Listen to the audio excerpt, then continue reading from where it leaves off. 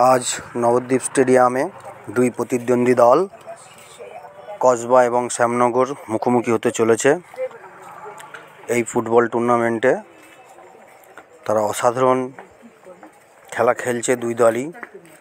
10 minute খেলা হয়ে গেছে, এখনো পর্যন্ত প্রথমার্ধে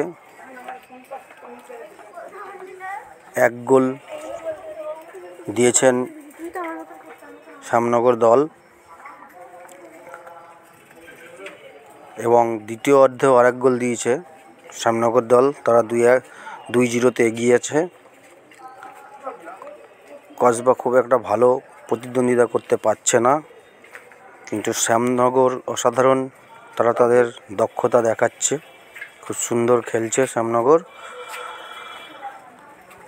এখনো পর্যন্ত খেলা অসমাপ্ত, দেখা যাক কসবা তারা তাদের খেলার মোড় ঘোরাতে পারে কিনা এবং তারা প্রতিদ্বন্দ্বিতা করে এই ম্যাচ জিততে পারে কিনা, যেহেতু এখনও তারা 2-0 পিছিয়ে আছে।